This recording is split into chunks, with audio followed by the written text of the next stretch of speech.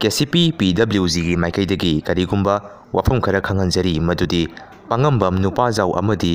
P ओंबी जिबोलता alias संबानबी देवी की मचानुपा पांगंबम eras Kumar alias सनाजावा थौबान अथोपा मखा लेकाई खुरक लमदाई बुंग दा लैबा असिना अरिबम मीरा देवी हाइरिबा असिका चेन चोंगदुना लुहोंबगी बातोन चलबा मतुंगदा लौबा ngamjaroi हाइदोरकले नुपी ओइबिसिंगबु कैसुरेतना खनबा अमदी इज्जत लेखा ताहनबगीदमक नुपा मयुंगी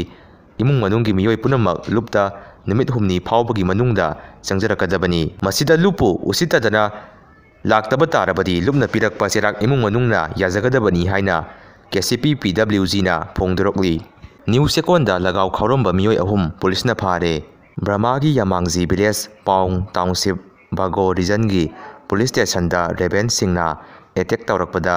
डिप्यूटी चीफ पुलिस अमसुंग अतई पुलिस ऑफिसर खरसु साथीना सोपदगी थवाई हिंगनबा पुलिस सिंग चेनाखरे लंबी थोंग निंगथिना फतबना मरम ओइरगा नुंगबा सब डिवीजन की मुक्तिना विलेज ता अना लायंगी फैसिलिटी फजना लेतबना मरम ओइरगा वाना साबा स्ट्रेचर दा सोनबा अनाबा अमा पुरकपगी ममीनी अनकप हॉस्पिटल दा पुखलबा मतुंग अनाबा हेंजिलकपदगी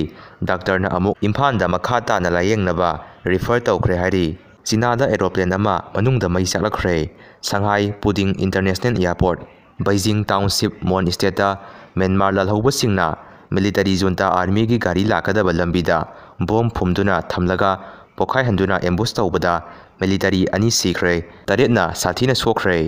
मणिपुर दई अतोपा स्टेटा थाखिगदबा पोट चैसिंग ऑफलोड चटपना मरम ओइरगा याद्रे दिल्ली मुंबई न सिंगबा एयर सर्विस खैना मणिपुर दई मतम खरा पोट हापतनबा थिंखरे मपालमदा पोट थादोक थाजिन तौबा मणिपुर की प्रोडक्ट थादोकनबा होनजबा बिजनेस तौरिबा मिसिंगदी कोकता खुद हापनरे मरी लेनबा सिंगना मिलियंग संगबियु मोटर व्हीकल डिपार्टमेंट की ASI सारगा लगाव खाउफम अमदा सेन खैरंबा अमा फारे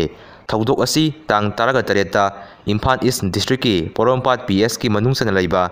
खुराई अहोंगई इराबोट लेरक्ता थोकिबनी चुराचांदपुरदगी कांगपोक्पी लंबीदा कुकी मिलिटेंट सिंगना टैक्स का हेना लौबना मरम ओइरगा मोय मसेन यामना साउनरे